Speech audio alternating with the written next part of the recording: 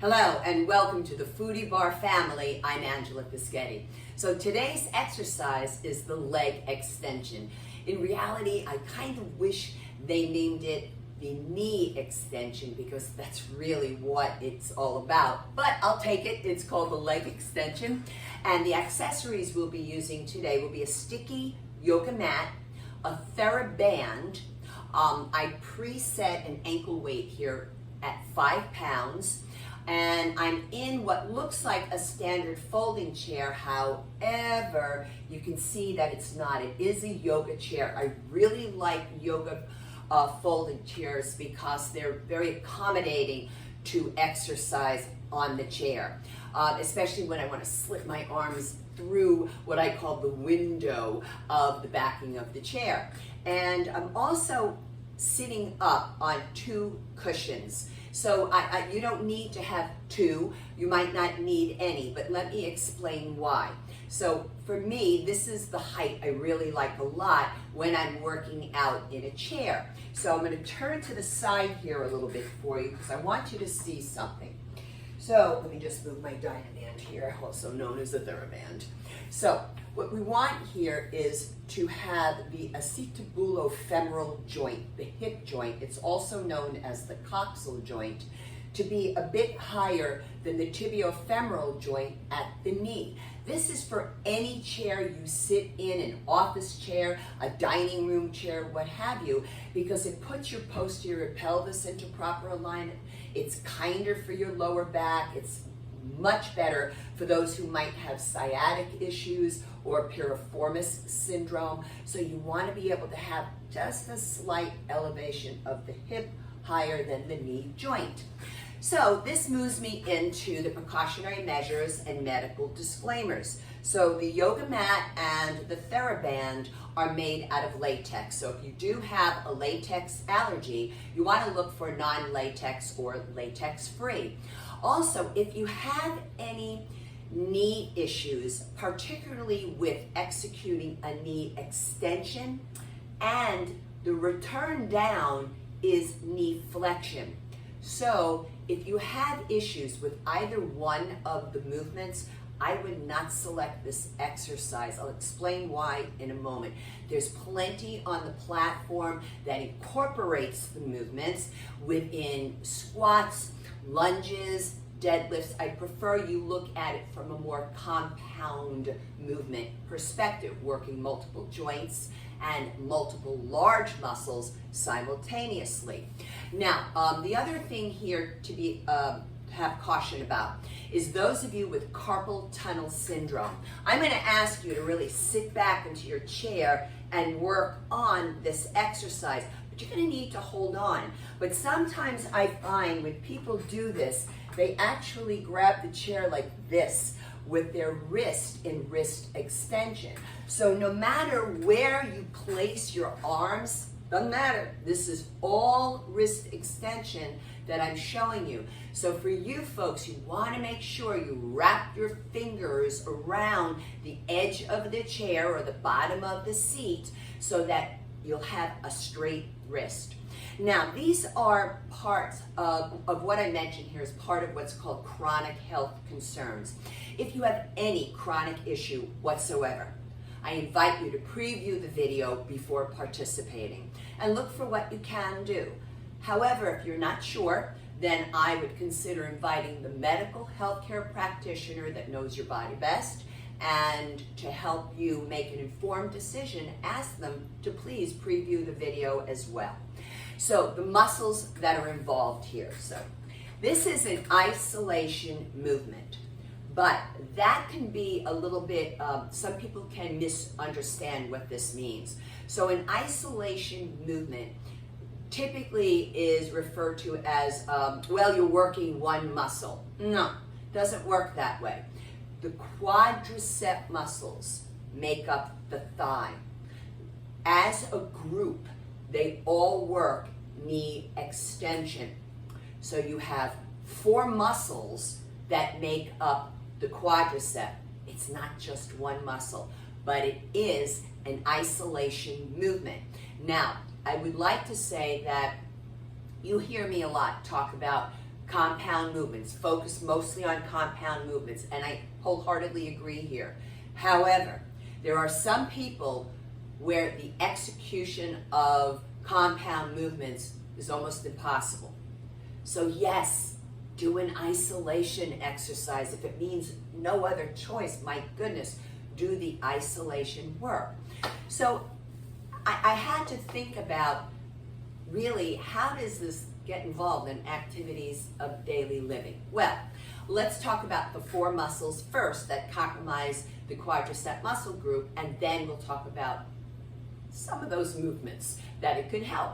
So we have the rectus femoris, then we have the vastus medialis. Now be careful, just because it's more on the inner portion of the quadricep group, do not confuse it as part of the inner thigh, the hip adductors, ADD. Then we have the vastus intermedius, which is considered what is called anterolateral. So this means it's a bit more anterior to the front, but then it also goes lateral to the side, not of the thighs as such. When you think about the hip abductor muscles, it's just the side of the quadricep muscle group. I know, I'm hoping that I'm not complicating this, but I really want you to understand the difference between the 2 areas. Then we have the vastus lateralis, which is the most lateral, the most to the side of the group of the 4 muscles that make up the quadriceps. So, how does this help us in life? I mean, do you really go around doing this in life? No, you don't. Well, think about it. Sometimes we do, right? Sometimes we kick something away from us when we don't want to bend down and push it. It might be actually easier to kick it. Think about some sports. Well, certainly football, certainly soccer. So if you're into those sports, this is a great exercise for you. It can help with ambulating, walking. I also think it's helpful for those of you who like to cycle, because with bike riding, even though you're up high on your seat, you're still doing a knee extension when you're pressing that pedal down, right? Not when you're drawing the knee up, but when you're pressing it back down. And then the act of climbing stairs. Now mind you, any kind of squat, any type of, when you are climbing stairs, the primary mover is going to be the gluteal muscles with the help of the quadriceps. So I say, if it's too complicated or hard for you to do compound movements that focus on the glutes, let's give you some isolation movements so you can exercise and keep some of this strong. So anyhow, I just thought it was important to talk about that for a moment.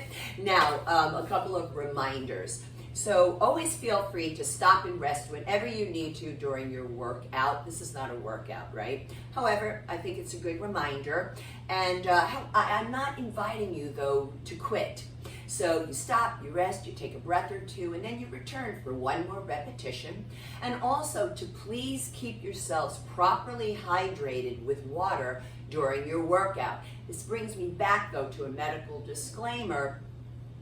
If you have been told from a medical healthcare practitioner to avoid drinking a lot of water for either kidney or bladder issues, please, you follow that advice. Now, as another reminder, look for the rating of perceived exertion chart that Timmery pinned to the platform. I love what she did because she's got the whole chart right there that you can view. It's, you know, there's a link, but also she provides the chart. And it is advised for the members of this platform to work out at an RPE between 3 and 6. Also, look for an article that we provided from Healthline. So within the article, they write about the leg extension, but they're also talking about alternatives to the leg extension. And also you want to look for a really nifty reference image. I love this image because most of the images are of the work being done bilaterally, both legs at the same time. We will be doing that, but I'm also going to show you unilaterally, and that's what the image is. So check that out. It's really pretty cool. And then also we have the warm-up and cool-down video there for you. You can interchange the movements. The reason why I film this is because it's important for those of us 55 years and above to warm up for 10 minutes prior to any workout. So what are we going to do here today with this leg extension? Well, we're going to do one set, and a set is a group of typically between 8 to 15 repetitions. I'll be demonstrating it 3 ways. So the first demonstration will be bilateral, both legs at the same time, without the TheraBand or the ankle weight. We'll do that for 5 repetitions.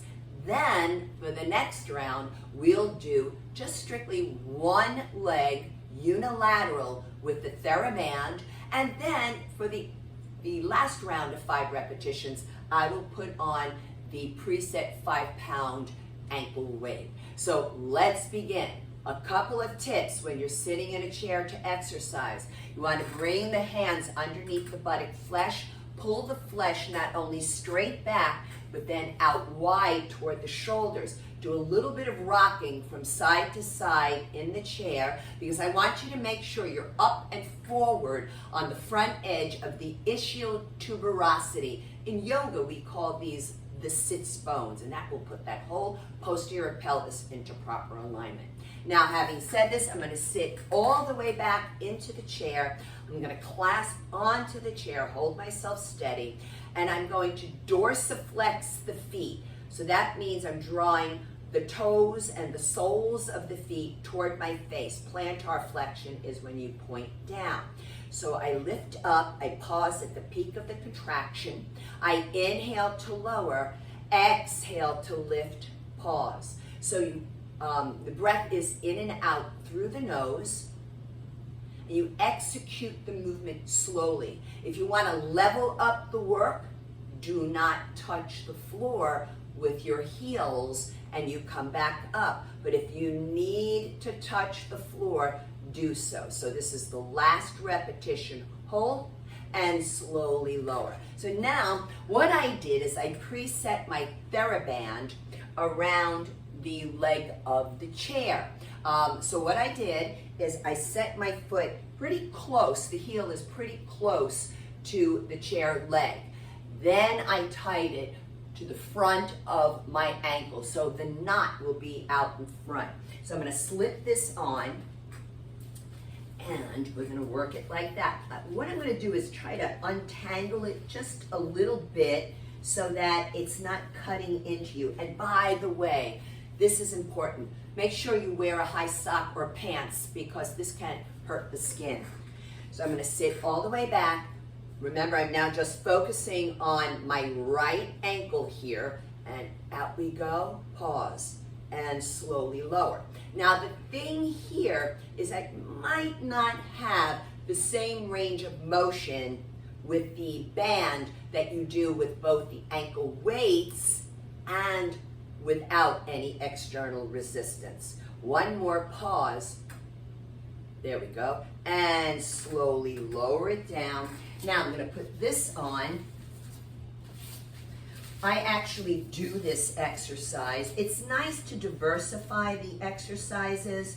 So I'm constantly squatting, etc. Once in a while, I throw in my isolation movements. It just makes it a little fun, you know, it's a little different. So I'm going to hold on, and now dorsiflex the foot, pause at the peak of the contraction. So you can see here my range of motion is a little higher. Does it mean that it's not good enough with the TheraBand? Not at all. You're still recruiting the quadricep muscle group. And pause at the peak of the contraction, inhale to lower. So I'm choosing not to touch the floor. It's just a choice. You want to sit up tall, and if you need back support, use it. One more. That might have been 6, but that's all right. And we're going to lower it down. So a nice thing you can do here is just kind of shake the muscles with the fingertips. It's a little massage oscillation technique, and it helps to release any lactic acid accumulation in the quadricep muscles. So that's what we have for you today, folks, here at the Foodie Bar Way of Life. So if you have any questions, comments, or concerns about any of the videos I provide the platform, always feel free to direct message me on the platform, and I will reply within 24 to 48 hours. Until next time, eat your greens, eat your beans, drink your water, and have yourselves a Foodie Bar Way kind of day. Thank you.